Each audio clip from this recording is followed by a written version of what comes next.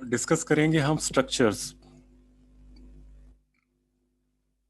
इस लैब का पर्पस है कि स्ट्रक्चर्स को हम कैसे डिक्लेयर करते हैं सी प्लस प्लस में, स्ट्रक्चर वेरिएबल को कैसे एक्सेस करते हैं और स्ट्रक्चर मेंबर्स को।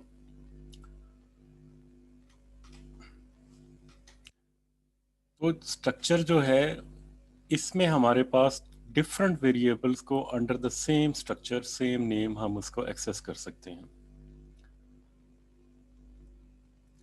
इसमें जो वेरिएबल हैं वो किसी भी टाइप के लाइक इंटीजर, फ्लोट या चार टाइप के हो सकते हैं। अरे और स्ट्रक्चर में जो मेजर डिफरेंस है,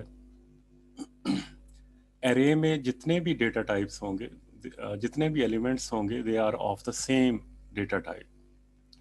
Like if you are going to declare an array, it should be integer type, data type, integer data type, float type या चार टाइप। तो आप एक डेटा टाइप को सिलेक्ट करते हैं एरे के लिए, और इसमें जितने भी एलिमेंट्स आप असाइन करेंगे किसी भी एरे में वो एक डेटा टाइप के हो सकते हैं। एक से डेटा टाइप के, एक से ज़्यादा डेटा टाइप के जो वेरिएबल हैं under the structure of array can not be declared. अगर आपके पास कोई ऐसा सिनेरियो है, कोई ऐसा प्रोग्रामिंग सिनेरियो है जिसमें आपके पास कोई लिस्ट ऑफ स्टूडेंट है, जिसमें स्टूडेंट नेम है, उसका रोल नंबर है, उसकी आईडी है, उसका सेमेस्टर नंबर है, सब्जेक्ट नेम है, तो इसमें ये जितनी भी फील्ड्स हैं ये सारी की सारी जो हैं ये डिफरेंट डेटा टाइप्स की हैं। लाइक इंटीजर है, जो आपका रोल नंबर है वो इंटीजर है, नेम जो है वो करेक्टर या स्ट्रिंग टाइप का है, आपका semester number again integer type है, आपका जो सीजीपीए है वो फ्लोट हो सकता है। तो इस तरह डिफरेंट डेटा टाइप्स एक रिकॉर्ड का हिस्सा हो सकते हैं। तो अगर आप डिफरेंट वेरिएबल्स यूज करते हैं तो एक वेरिएबल एक ही वैल्यू होल्ड कर सकता है, और अगर आपने एक से ज़्यादा वैल्यूज उसमें स्टोर करनी है then you need array. Array में अगेन एक लिमिटेशन है कि आप इसमें सेम डेटा टाइप को यूज़ कर सकते हैं, एक से ज़्यादा डेटा टाइप आप एरे में यूज़ नहीं कर सकते, और उसमें जितने भी एलिमेंट्स होंगे वो भी सेम डेटा टाइप के होंगे। तो इस वजह से एरे में लिमिटेशन है। तो इस तरह के स्ट्रक्चर के लिए जहाँ पे हमारे पास एक ऐसा हमारे पास कोई एक ऐसा रिकॉर्ड है जिसमें नंबर ऑफ डेटा टाइप्स हैं और हम उसको उसमें वैल्यूज़ को स्टोर करना चाह रहे हैं, तो उसके लिए हम स्ट्रक्चर को यूज़ कर सकते हैं। स्ट्रक्चर एक ऐसा डेटा स्ट्रक्चर है जो एक सेम नेम में हम डिफरेंट डेटा टाइप्स को यूज़ कर सकते हैं।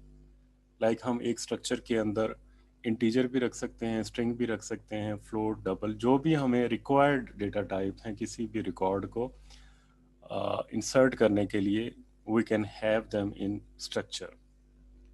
स्ट्रक्चर के अंदर अगेन हम एरेज को भी यूज़ कर सकते हैं। We have number of records, तो बजाय हम उसके अंदर वेरिएबल को डिक्लेयर करने के हम उसमें नेम का एरे बना लें, रोल नंबर का एरे बना लें, सेमेस्टर नंबर का, और उनको हम यूज़ कर सकते हैं। तो जो स्ट्रक्चर है वो हमें ये कन्वीनियंस प्रोवाइड करते हैं कि डिफरेंट जो डेटा टाइप्स हैं उसको हम एक सेम नेम के साथ स्टोर कर सकते हैं और उनको एक्सेस भी कर सकते हैं।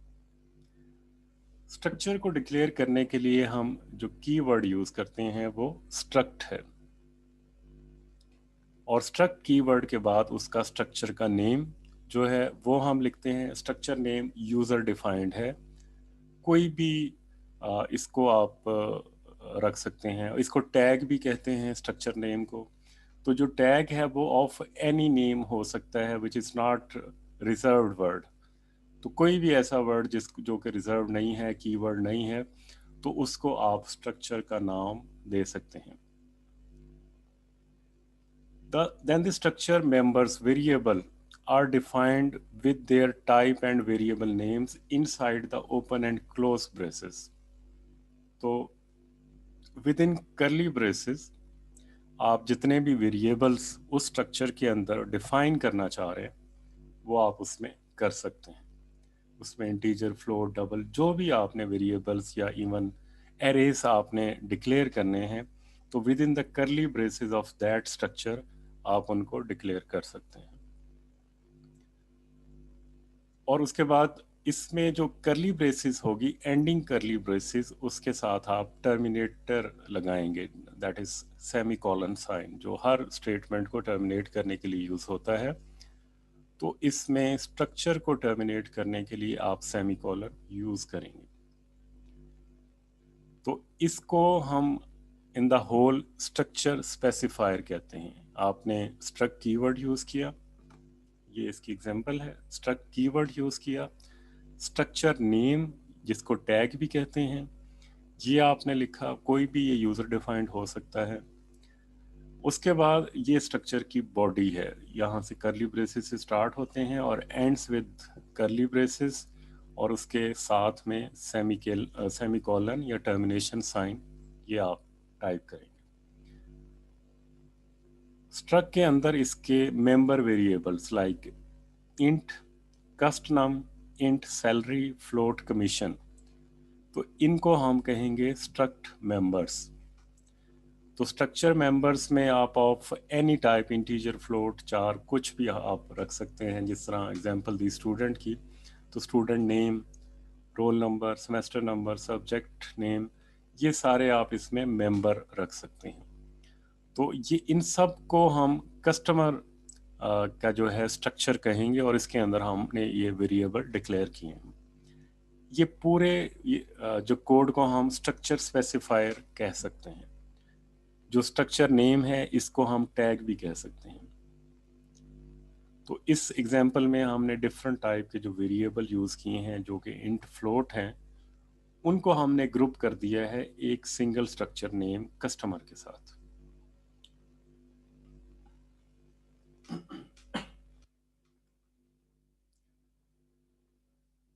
Arrays behave in the same way. Declaring structure does not mean that memory is allocated.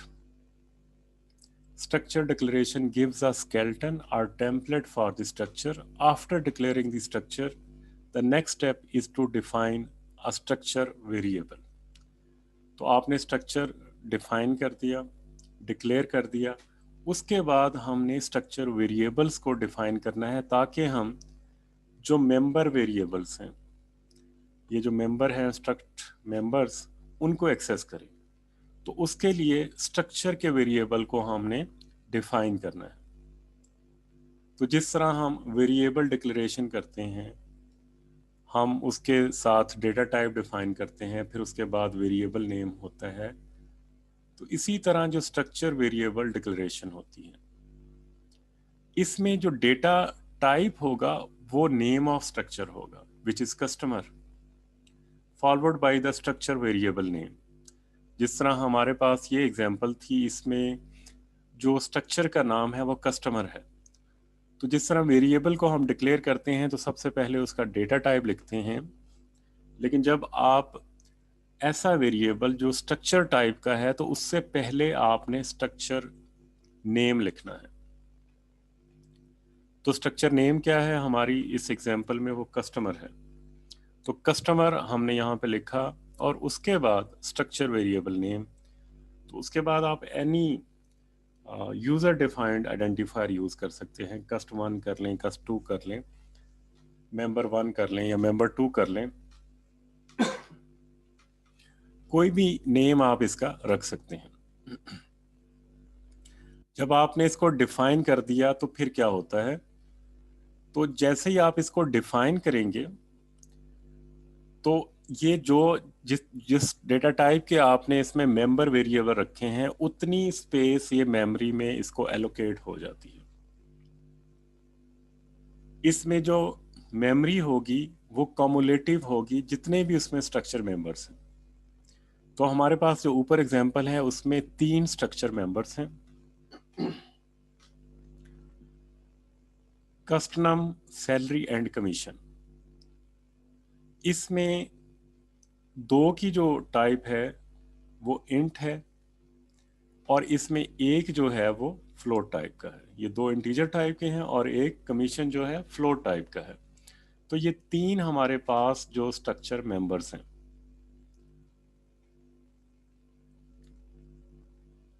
अगर हम कंसीडर करें कि जो इंटीजर है उसको रिक्वायर्ड स्पेस 2 बाइट है और फ्लोट के लिए 4 बाइट है, तो हमारे पास जो टोटल स्पेस एलोकेट होगी जैसे ही हम ये कस्ट वन का वेरिएबल जो है स्ट्रक्चर वेरिएबल नेम को डिफाइन करेंगे, जो टोटल स्पेस एलोकेट होगी मेमोरी में वो 2 + 2 + 4 8 बाइट्स जो हैं वो मेमोरी में एलोकेट हो जाएंगे। और इसी तरह अगर आप कोई एरे इसमें स्ट्रक्चर में डिफाइन करते हैं तो जितने नंबर ऑफ एलिमेंट्स है, like if we have array type of integer with 5 array size, तो टोटल 10 बाइट्स उसको एलोकेट हो जाएंगे। अब हमने एक स्ट्रक्चर डिफाइन कर दिया है कस्टमर के नाम से और उसमें दो जो है स्ट्रक्चर मेंबर्स हैं जो इंटीजर टाइप के हैं, कस्ट नाम सैलरी, और एक जो है फ्लोट के नाम से है। अब हमने इसको एक्सेस करना है। तो इसमें जो एक्सेस ऑपरेटर है वो डॉट है। जब आपने स्ट्रक्चर के मेंबर्स को एक्सेस करना है तो उसके लिए डॉट ऑपरेटर यूज होगा, जो स्ट्रक्चर मेंबर्स के जरिए हम उनको एक्सेस कर सकेंगे। तो हमारे पास क्या है, structure variable name dot member name. तो हमने यहाँ पे स्ट्रक्चर वेरिएबल क्या किया, कस्ट वन है। तो कस्ट वन को यूज करने से पहले इसको डिफाइन करना भी जरूरी है। तो यहाँ पे आपने कस्टमर कस्ट वन को डिफाइन किया और उसके बाद कस्टमर कस्ट वन लाइक कस्ट वन डॉट सैलरी। तो इसका मतलब है कस्ट वन जो है वेरिएबल है ऑफ स्ट्रक्चर कस्टमर टाइप, और स्ट्रक्चर जो कस्टमर है उसका मेंबर वेरिएबल सैलरी है ऑफ इंटीजर टाइप। तो इसको एक्सेस करने के लिए जिस तरह हम एरे को एक्सेस करते थे बाय इट्स इंडेक्स नंबर, तो स्ट्रक्चर के मेंबर वेरिएबल को अगर आपने एक्सेस करना है तो उसके लिए आपको उसका वेरिएबल डिक्लेयर करना होगा, डिफाइन करना होगा, विच इज कस्ट वन। तो कस्ट वन डॉट सैलरी, इसका मतलब है कि कस्टमर स्ट्रक्चर के वेरिएबल कस्ट वन से हम इसका जो कस्टमर में जो उसका मेंबर वेरिएबल है सैलरी, उसको 2000 वैल्यू असाइन कर रहे हैं। तो कस्ट वन क्या है, structure variable name, dot is the operator और सैलरी मेंबर नेम। तो इस तरह हम कस्ट वन डॉट कमीशन, कस्ट वन डॉट जो है कस्ट नम, ये हम इनको एक्सेस कर सकते हैं। तो ये एक सिंपल स्ट्रक्चर्स की लैब थी। इसमें आपके जो टास्क हैं, make a binary file that contains cricket match, statics number of overruns using structure read over number and runs in the respective, and plot a graph of runs against each over.